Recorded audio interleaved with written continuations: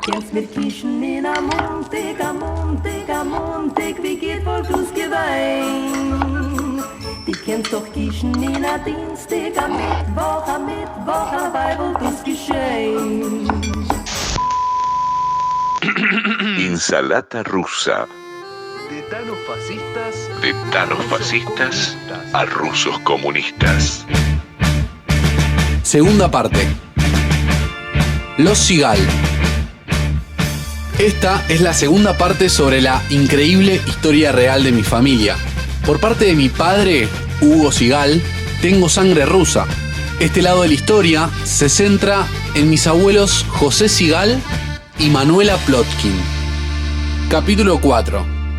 De Turdera a la Unión Soviética.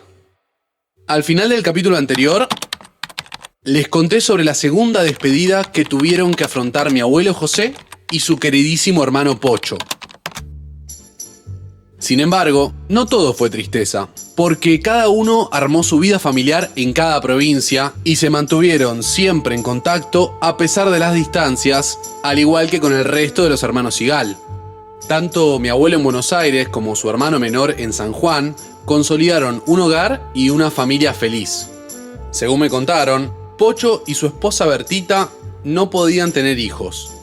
Y lamentablemente, en aquella época era deshonroso para una mujer no poder procrear. Es por esto que decidieron adoptar a un pequeño bebé al que llamaron Héctor. Para preservar las apariencias, le mintieron a todo el mundo diciendo que Héctor era su hijo biológico.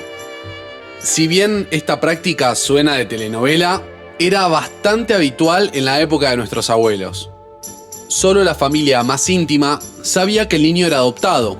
La pareja mantuvo esto en secreto durante casi toda su vida, incluso a su propio hijo, a pesar de que dicen que era evidente porque no se parecía físicamente en nada a sus padres adoptivos.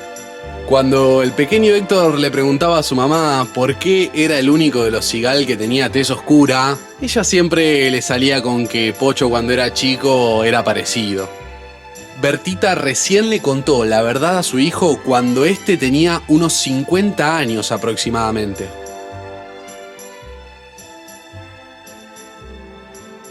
Por su parte, mis abuelos también empezaban una nueva etapa en sus vidas. Llegaron a Buenos Aires allá por el año 1953 y se instalaron en Castelar, zona oeste de la provincia de Buenos Aires. Pero no durarían mucho tiempo en esta creciente zona del conurbano. José y Manuela se habían asociado con un médico que les había prometido un porcentaje de los ingresos de la clínica y una casa para vivir. Al principio, el panorama parecía alentador. Sin embargo, al poco tiempo de empezar a trabajar en esta clínica, ya notaron que el dinero que cobraban no cerraba por ningún lado. Algo raro pasaba.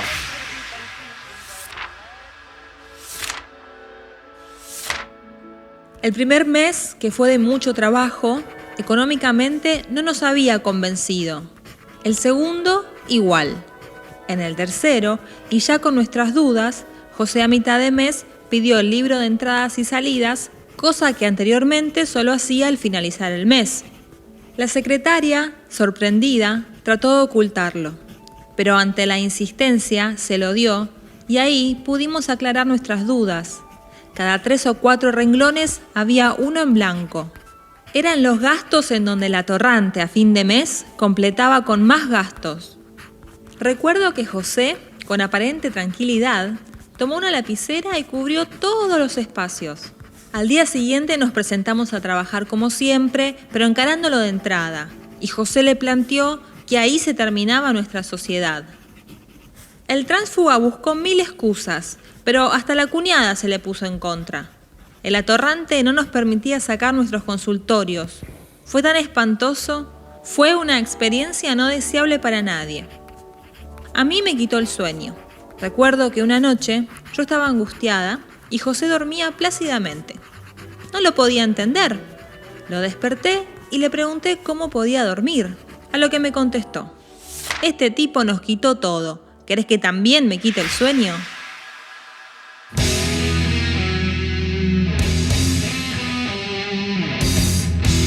Mi abuelo José era un optimista incansable y obviamente este traspié inicial en el conurbano bonaerense no lo iba a hacer trastabillar. Pero habiendo roto totalmente la sociedad con este garca de Castelar, se quedaron sin trabajo y sin casa.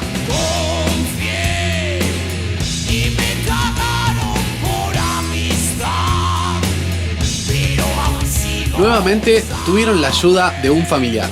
Esta vez fue el turno de Manuel Sigal, otro de los hermanos de mi abuelo, quien lo ayudó contactándolos con unos amigos de Zona Sur que les consiguieron casa y trabajo.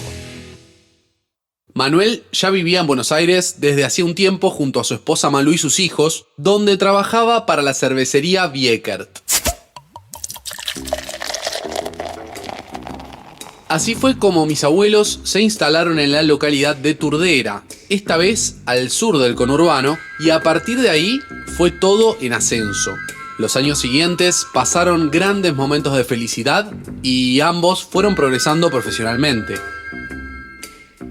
Además, sus hijos, Eduardo y Jorge, se adaptaron bárbaro y formaron barras de amigos con los que jugaban a toda hora.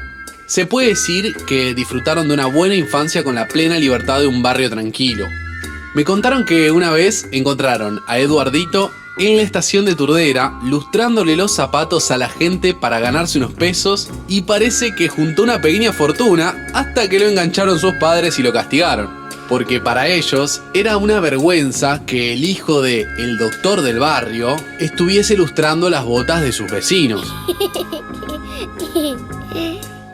La familia Sigal primero vivió en una casa alquilada en San José 257, donde mis abuelos tenían además sus consultorios médicos. Un par de años después lograron comprar una casa propia en el mismo barrio, pero de una categoría muy superior a la que tenían. Esta otra casa quedaba sobre la calle San Lorenzo al 804, a una cuadra de la estación de tren.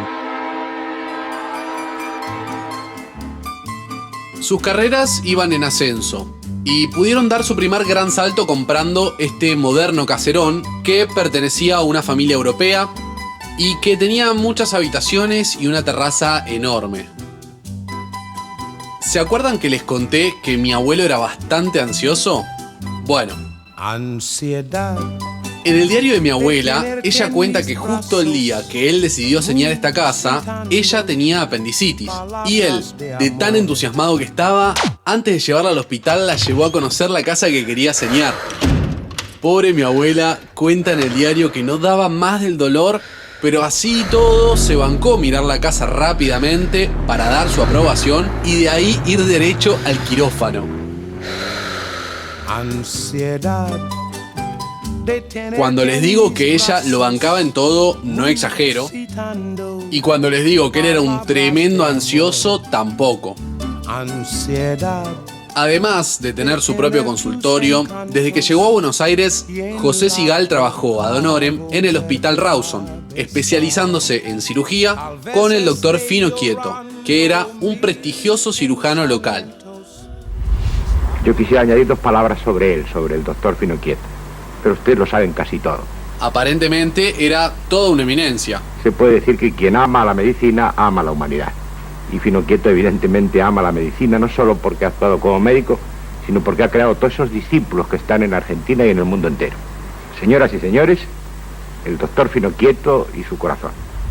Allí, mi abuelo se convertiría en un cirujano de renombre, y a pesar de que la propuesta inicial era trabajar un tiempito ad honorem hasta que le saliera el cargo, parece que al final trabajó gratis durante 20 años en ese hospital, pero él no lo hacía por la plata, él amaba su oficio. Hace poco me enteré incluso que durante un corto periodo se dedicó también a la ginecología. Ansiedad. Un tiempo después, a comienzos de la década del 60, se agrandó la familia por tercera y última vez. El 5 de enero de 1961 nació en una clínica de Lomas de Zamora Hugo Sigal, mi papá. Mi abuela Manuela relata en su diario que José le mandó un telegrama a Pocho que decía: otro varón, cerramos fábrica. Probablemente en esa época te enterabas el sexo del bebé ahí en el momento. Así fue que mi abuelo volvía a dar una noticia importante a través de un telegrama, esta vez a su hermano, que estaba a kilómetros de distancia. El famoso Pocho, como ya saben, era el adorado hermano menor de mi abuelo.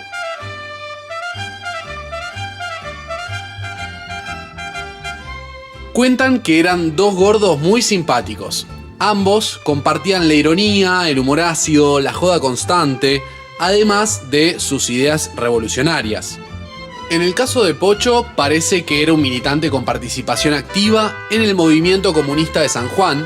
En cambio, la militancia de mi abuelo José pasaba más bien por su actividad como médico. Atendía en su consultorio a muchas figuras importantes del Comité Central del Partido Comunista acá en Buenos Aires. Además, profesaba su ideología con el ejemplo. Tenía una profunda cosmovisión comunista que, según cuentan, era su estricta brújula moral en todo momento. En el año 1962, mi abuelo se fue un mes entero a un congreso de medicina en la Unión Soviética. Así se juntaban sus dos pasiones, la medicina y el comunismo. Ambas unidas en una excusa perfecta para poder viajar y conocer las maravillas de la patria de los trabajadores. A pesar de que tenían 3 hijos y de que Huguito solo tenía 1 año, mi abuela accedió como siempre y se bancó su ausencia como una campeona.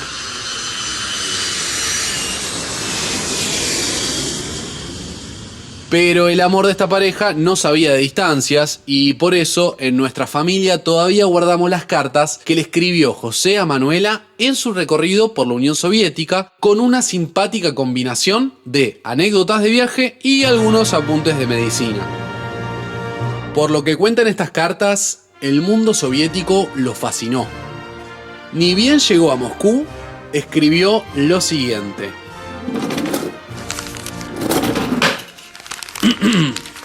21 de julio, 23 horas, Moscú. No puedo acostarme a pesar del cansancio que tengo porque tengo que contarles. Es algo indescriptible. Si hemos luchado, vale la pena. Esto es el socialismo, esto es lo que yo quiero, lo que nuestro país necesita. Para él todo era perfecto. Estaba encantado de ver a gente común, de clase trabajadora, en lugares culturales como los museos que conoció, que por supuesto eran gratuitos y abiertos a todo tipo de público. Como por ejemplo en esta otra carta que escribió: en el museo hay gente de pueblo en cantidades asombrosas que no se puede ni caminar. Todos ven obras con sus hijos y les explican los cuadros. En todas las cartas mi abuelo resalta la imponencia rusa y describe muy excitado todo lo que va conociendo, como acá, que dice: la universidad es más grande, más imponente y más de lo que nuestra imaginación pueda calcular. O en esta otra: estuvimos en la exposición de instrumentos. Es increíble lo que ha hecho esta gente en tan poco tiempo. Había máquinas que me parecen en la terminación lo más perfecto que se haya hecho hasta el presente. En esta otra carta describe sorprendido el nivel socioeconómico de los soviéticos. Me fui a caminar por el centro de Moscú. Toda la gente comprando, se ve que tienen un gran poder adquisitivo. Las cosas tienen precios desconcertantes. Algo que jamás falta en cada carta suya es la descripción de lo que fue morfando en cada lugar. Porque si algo le gustaba a mi abuelo era comer. Esta es tremenda. Hoy tuve una anécdota graciosa. Resulta que fui a almorzar y le pregunté a la camarera por el menú si había tales o cuales platos. Y ella parecía que me decía que no, pero al final trajo todos los platos que yo le había indicado con el dedo. Por supuesto que los comí todos. Como mi abuelo era un tipo muy sociable, enseguida se hizo amigos de todas partes del mundo y con algunos de ellos pudo conocer un poco de París y un poco de Roma. Además, se fue un día a Odessa para conocer la tierra natal de sus padres.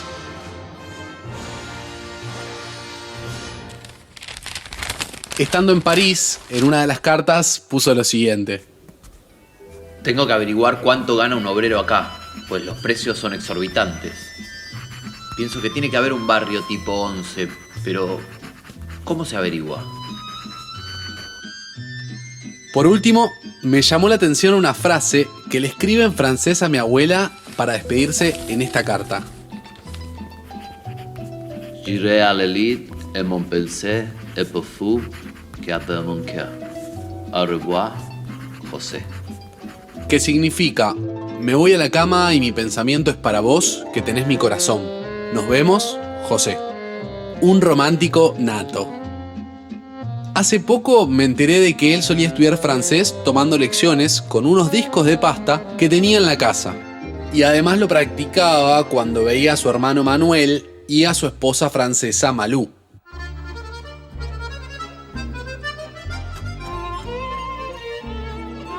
En ese mismo año del viaje a Rusia, durante 1962, mi abuelo se asoció con el doctor Di Benedetto y juntos armaron su propia clínica en Banfield. Con tan solo 40 años de edad, el emprendedor y siempre entusiasta Dr. Sigal supo tener una clínica bastante grande en una imponente casa estilo inglesa sobre las calles Monteagudo y Pavón. De su viaje por la Unión Soviética, mi abuelo trajo una técnica revolucionaria que servía para tratar varias aflicciones y que desarrolló en su clínica con mucho éxito. Esta técnica se basaba en los estudios de la doctora rumana Ana Aslan, una gerontóloga que fue muy famosa en los años 50 porque decía tener la fórmula de la juventud eterna gracias a una droga llamada procaína que fue furor en ese momento. Luego, mucho tiempo después, esta droga fue prohibida en varios países y aún al día de hoy se sigue discutiendo su uso. Asla Vital renueva las energías y optimiza la capacidad psicofísica ayudando en todas las edades a vivir en plenitud. Asla Vital, para estar siempre en carrera. Un producto original de la doctora Aslan. Mi abuelo, en base a lo que aprendió en aquel congreso de medicina, fabricó especialmente y patentó una enorme jeringa de acero inoxidable para poder inyectar una mezcla que formuló a base de placenta humana que recogía de los hospitales de la zona. Una locura total. Supuestamente, esta fórmula servía para regenerar células humanas, evitaba el envejecimiento y hasta curaba alergias o afecciones crónicas como el asma, entre otras cosas. Y como mi papá es asmático, mi abuelo lo sometió a este tortuoso tratamiento todos los sábados de su infancia. Dicen además que tenía la agenda completa con citas programadas incluso para muchos meses adelante, porque todo el mundo quería ir a probar ese novedoso tratamiento que aparentemente tenía muy buenos resultados. En esta clínica de Banfield estaba el consultorio de José, el de Manuela y el de varios médicos más que se fueron sumando de a poco hasta llegar a ser 22 doctores en total. La secretaria era la hermana de mi abuela, Eva Plotkin, que siempre fue muy cercana a mis abuelos. Además del viaje a Rusia y la inauguración de la clínica, a finales de aquel año ocurrió otro hecho importante. Falleció mi bisabuela Luisa Levington, que hoy descansa junto a su marido Nicolás Sigal en el cementerio de La Tablada. Luisa vivía con mis abuelos en Turdera y ahí la velaron, en el living de la casa de la calle San Lorenzo. Aquella vez, Pocho Sigal se vino desde San Juan al velorio de su madre a pesar de tener pedido de captura. En aquellos tiempos no estaba muy bien visto ser comunista y si militabas tenías todos los números para caer preso. Por eso, a Pocho siempre lo andaba buscando la cana y vivía zafando de todo escondiéndose en casas de amigos o familiares. El loco se animó a venir de incógnito a Buenos Aires en su auto Unión con una bolsa de arpillera que tapaba la patente. Incluso toda la familia montó un operativo previamente diseñado para que su estadía pasara desapercibida por la policía. La biografía de Marcos Pocho Sigal es de suma importancia en esta historia, no solo por la afinidad que tenía con mi abuelo, sino además porque su muerte fue el primer aviso para nuestra familia de que la vida no era tan perfecta como aparentaba ser. Su fallecimiento fue en el año 1964 a causa de un paro cardíaco que sufrió mientras subía las escaleras de su casa. Confieso que la primera vez que vi una foto del tío Pocho pensé que tenía unos 50 años como mínimo, pero el tipo murió a los 36. La verdad es que a simple vista parecía ser viejo. Lo pueden comprobar viendo las fotos que subí al blog de Insalata Rusa. No solo por la alopecia incipiente en su cabeza, sino que también, intuyo, por el estilo de vida que llevaba. Se fumaba 4 atados de Chesterfield sin filtro por día y comía una bestialidad. En mi familia siempre se cuenta que José y Pocho competían por ver quién comía más empanadas de carne y que solía ganar el gordo Pocho con un promedio de 23 empanadas. El equivalente en términos bélicos a una bomba atómica para la salud. Y así fue como murió con solo 36 años. Como se imaginarán, la repentina muerte de Pocho a mi abuelo le pegó muy fuerte.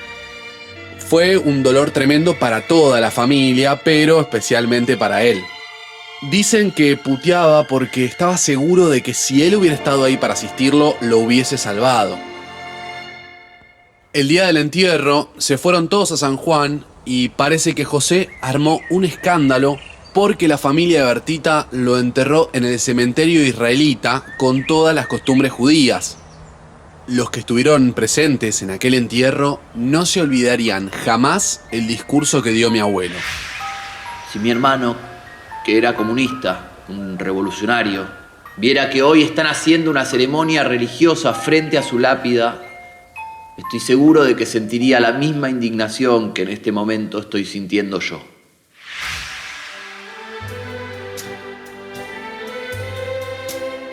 Definitivamente, para mi abuelo, esta fue una época muy dura.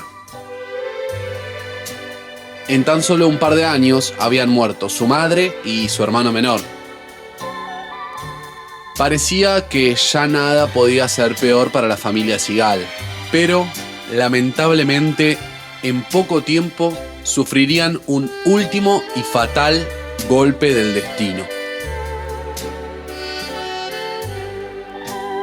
Y así concluye este cuarto capítulo de La familia Sigal.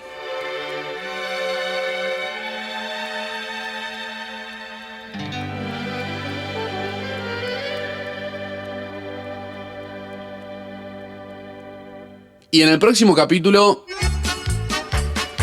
les voy a contar cómo fue la convivencia entre mis abuelos, la crianza de sus hijos, cómo vivía esta familia comunista en los años 60, su mudanza a una de las zonas más paquetas de la ciudad de Buenos Aires y la tragedia que los marcaría para siempre. La historia de mi familia. Esto fue Insalata Rusa, la historia de mi familia.